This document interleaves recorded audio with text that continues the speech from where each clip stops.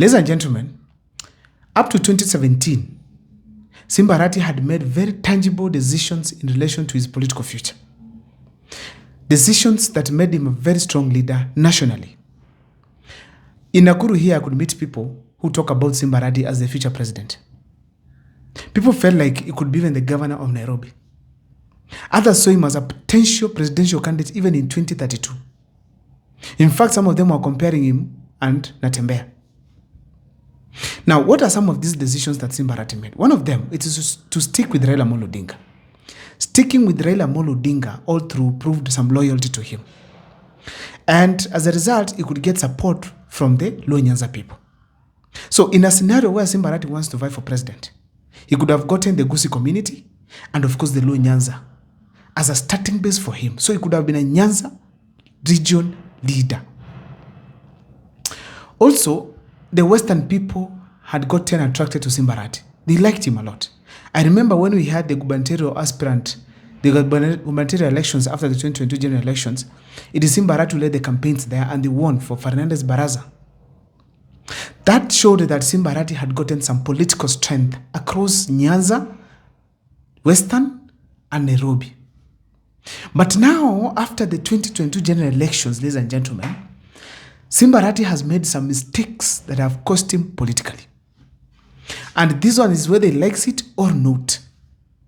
That is what I want to highlight here on this particular channel. But before I take you through, if this is the first time you're watching my videos at Mokwa Times, please take a second or two to subscribe, like, and comment, because that is the best support you can always give this channel. What are some of these mistakes that Simba Arati has made? Number one on my list, ladies and gentlemen, Simba Arati went to State House immediately after the elections of 2022.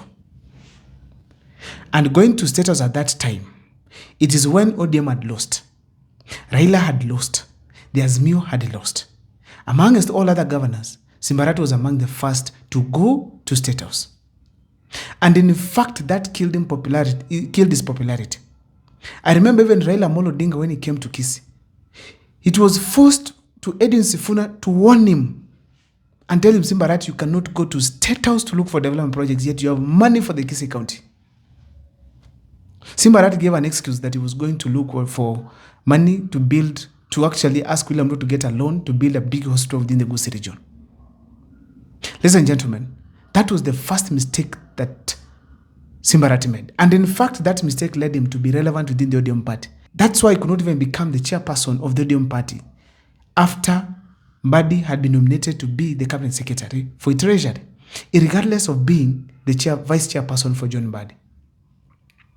Ladies and gentlemen, even I'm deeply informed that after the 2 seats of a deputy party leader position in the ODM party had been left vacant, Simba Arati was still not the favorite to take on those seats. And I'm very sure the reason was he went to State House before Raila and actually engaged with William Ruto regardless of Raila Amolo Odinga's opinion. In fact, his loyalty now was killed at that point.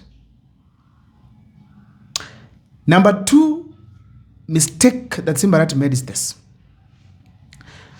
In the last 2 years, that is from 2022, the whole of 2023 and the whole of 2024, Simba Arati did almost nothing. If you go to the Kisii County main stage, Kisii Town main stage, it stayed for 2 years without any single repair. It was dirty, potholes all over, the cabros were not there. But Simba Arati came to repair them towards the end of 2024 and I think at the beginning of this year, 2025. So people cried for 2 years for just the repair of the Kisii Town stage. Ladies and gentlemen, people were saying it on media, various places, asking the governor to make that stage, but he could not. He made 2 budgets without considering that stage.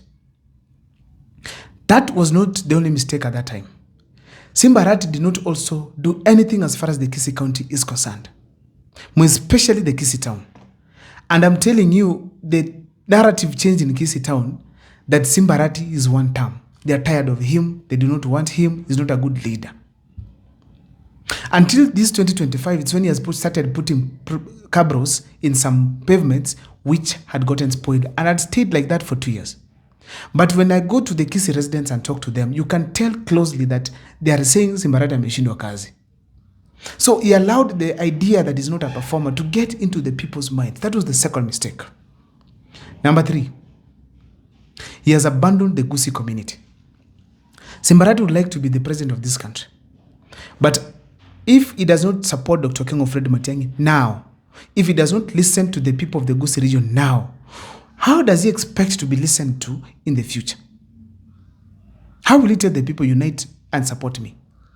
Yet when Dr. Okengo Fred Matiang'i has now come out to vie for president, he is opposing him. If he does not develop the Kisii County to the best level he can, how is it going to be that he's going to ask for the Kenyans to consider him for presidency if he did not manage to develop Kisii County? So far, almost 39 billion has been channeled to Kisii County, and there's nothing that has happened. Another mistake that Simbarati has made is this: returning the money of the Kisii County government to the exchequer. Some of you might be shocked to hear this for the first time. This is what happened. The national government, through its treasury, from its channels money to the county government. So Kisii County receives about 13 billion every year. When this money comes to the Kisii County government, the budget is supposed to be prepared and the money to be spent to help the Kisii County in one way or the other. But now Simbarati spends money in projects that people could not see. After spending the money, he could not actually spend everything. Then he remains with about 2 to 3 billion shillings, which he returns to the exchequer. The picture that he was creating is that he has spent on all projects that he wanted, so the other one was the remaining money was supposed to return to the exchequer. Despite that the money was going to be carried again forward for the next financial year, the fact remains that people knew money has been returned and projects have not been done. Let me tell you a simple example here. There are contractors who worked under James Ongwae. All those contractors, most of them were not paid. When you check the books from the control of budget, you realize that there are pending bills of about billions, almost 2 billion. If this money is injected to Kisii County by paying the contractors, ladies and gentlemen, Kisii County will not be the same again. If you could have taken, even if it's 1 billion, and seriously renovate all the hospitals within the Kisii County will not have been the same again. If you could have taken the same amount of money, even if it's half of it, and changed the ECD schools, every classroom in Kisii County could be having first desks, water, playground, and even food for those kids.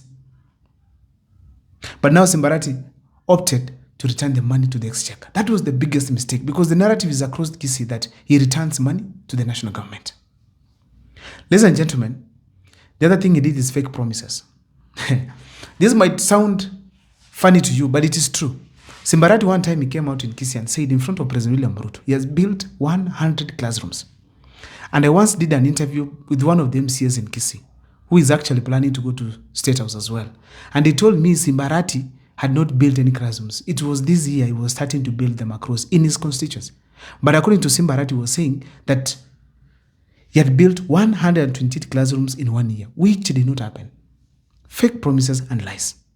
Let me tell you, if there's a leader who is similar to President William Ruto, it is Simbarati. To just give you a snippet of it is this. Simbarati impeached his deputy, Monda. Equally, William Ruto dealt with his deputy, Rigathi Gachagua. Impeachments. When it comes to the fake promises, the same thing. Simbarati promised the people of Kisii that he'll make Kisii County a little China.